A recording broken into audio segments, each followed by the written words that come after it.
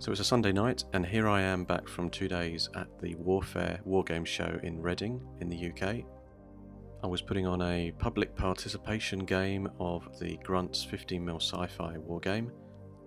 It was the Kravac versus the New Israelis. You can see them coming up the beachhead there with some grav tanks, and they were working their way into the city area with the objective of blowing up that factory unit, while the New Israeli troops were in defence to try and prevent it.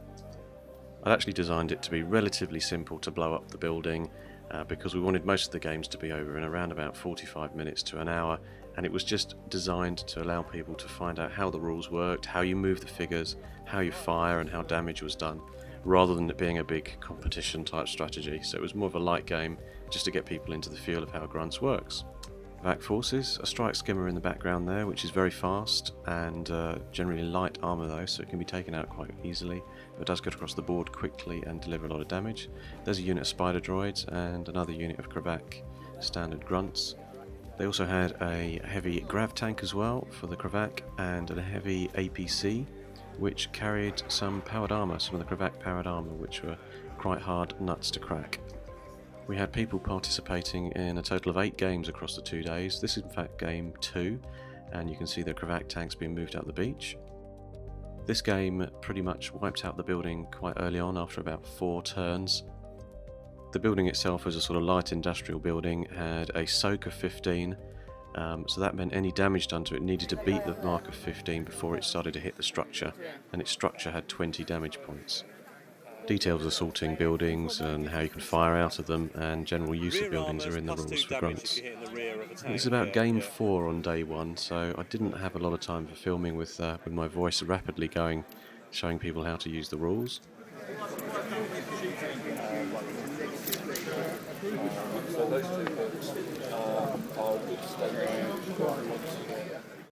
This is the end of game 4, where some unfortunate Israelis there you can see have bailed out of the building when it was blown up, so the Kravac were victorious in this game.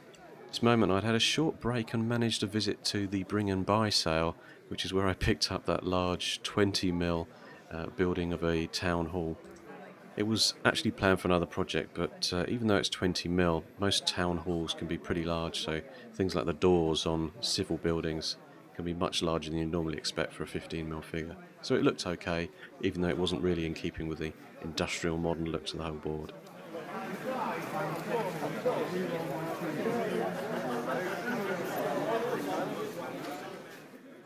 I managed to escape very quickly to have a browse around the show, and here's some video of some riverine craft for Vietnam War. They're 20mm monitors. I just think they were stunning, so got ideas for using those with sci-fi as well. I'm sure a few extra bolt-on bits and pieces would make them look quite science fiction. Or why not just use them for a Vietnam War game? Sounds more like it.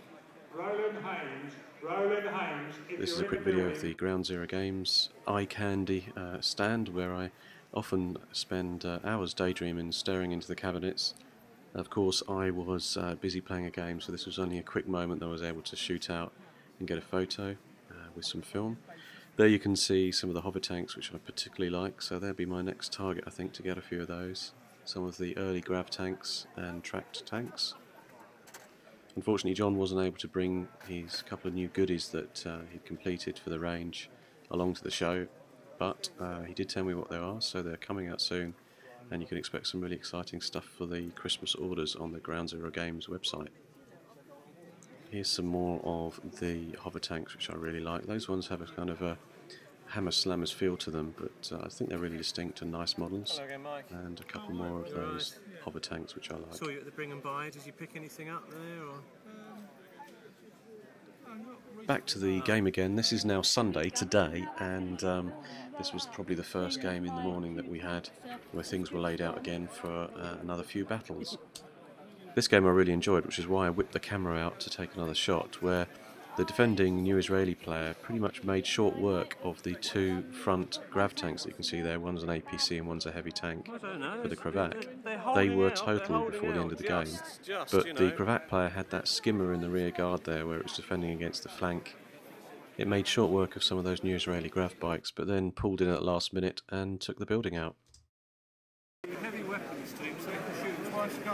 They can if they haven't moved yet. They can 2 targets within 8 inches of each other.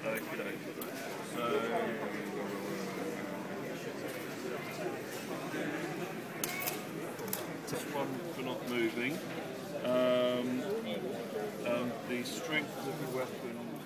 This was our 8th game on day 2, so I was a bit tired and very unlucky for the Cravat player. The defending New Israeli player pulled their units up, winning the initiative on first turn, and just completely held the beachhead.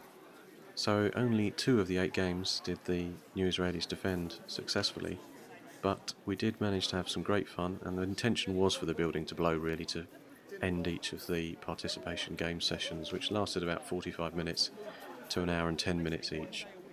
So thanks to everyone that did come along to the show and participate and try out the rules. I've now lost my voice at the end of 2 days of showing people what to do, and thanks also to Ray and his hat there for providing support to me over the 2 days and helping out on the stand and with the rules. If you want to find out more about them and download version 0.6, which is currently a free PDF, you can do that on the Gruntz website.